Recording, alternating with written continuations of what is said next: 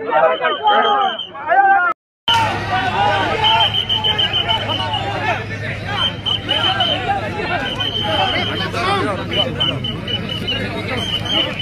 इसलिए कर रहे हैं, जब तानाशाह लोग घबराते हैं लोकतंत्र में।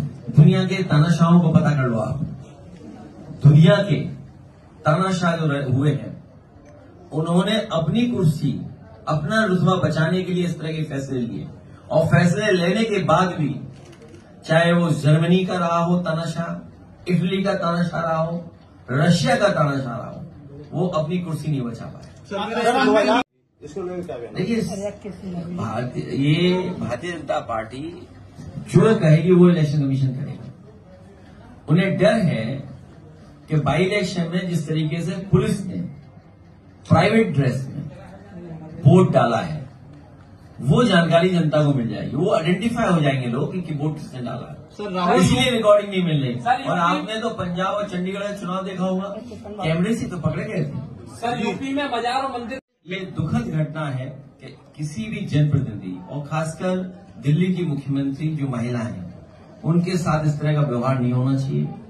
और कोई भी मुख्यमंत्री हो, कोई भी जनप्रतिनिधि हो, इस तरह का उसके साथ व्यवहार नहीं होना चाहिए। निंदनीय है। जिसने भी किया है, इश्यूज होते हैं, इश्यूज पे बात की जाती है। सुनने में आया कि he was a dog lover.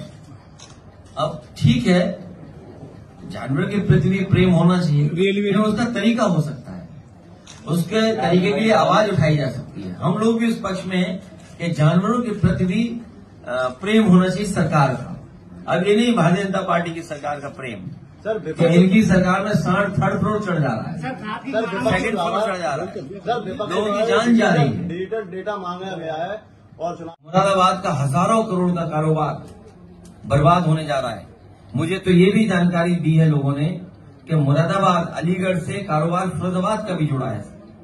अगर मुरादाबाद का कारोबार खत्म होता है, अलीगढ़ का कारोबार खत्म होता है, तो सीधा सीधा संकट फिरोजाबाद पर भी आएगा।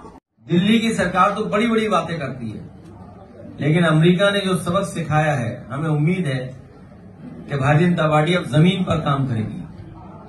जो जमीनी बातें समाजवादियों के सिद्धांतों को अपनाएगी। और लखनऊ वालों का तो आप कल्पना ही नहीं कर सकते। लखनऊ वाले तो हमेशा हवा में रहते हैं, खाद का इंतजाम कर नहीं पा रहे हैं, कानून व्यवस्था संभाल नहीं पा रहे हैं। बहुत जल्दी बिहार के लोग बुलाएंगे तो बिहार जाएंगे। वोट जारी हुआ है, मुख्यमंत्री कब तक चलेगा और क्या इसका आगे जाके आप लोगों को लाभ मिलेगा? वोट छोड़, गद्दी छोड़, उससे ऊपर नारा समाजवादी ने दिया कि डकैती छोड़ दें ये लोग, भारतीय जनता पार्टी के लोग डकैती छोड़ दें। आप सब जागरूक पत्रकार हैं, रामपुर का चुनाव आपने देखा होगा, एक भी व्यक्ति को बाहर वोट डालने नहीं निकलने दिया।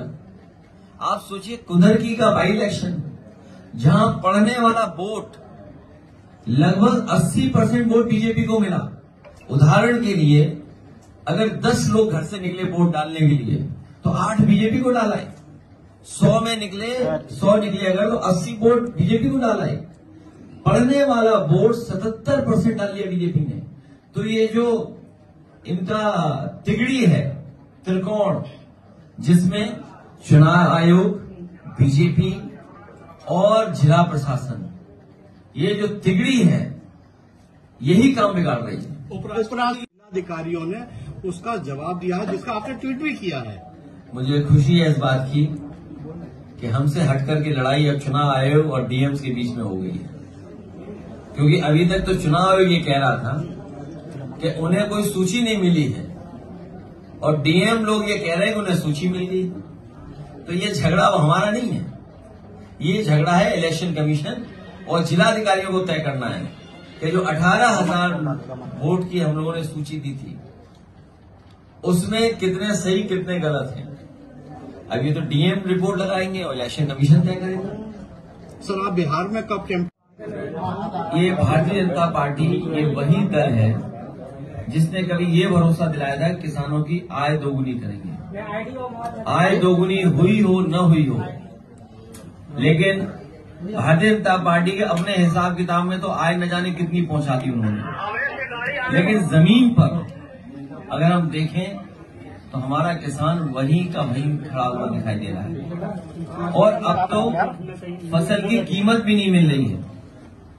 आलू हो, मक्का हो, धान हो, गेहूं हो, सरसों हो या अन्य कोई भी पैदावार किसान अगर कर रहा है तो उसकी कीमत भी सरकार नहीं दिला पा रही है। साथ ही साथ में जब सबसे ज्यादा जरूरत है खाद और डीएपी की, उस समय भी संकट है। अयोध्या जैसी जगह पर जहां प्रभु राम राज्य लाने की जो सपना दिखाते थे भारतीय जनता पार्टी के लोग, आज अयोध्या में, कल भी अयोध्या में, पहले भी अयोध्या में इतनी लंबी लाइनें किसानों की लगी हैं जिसकी आप कल्पना नहीं कर सकते।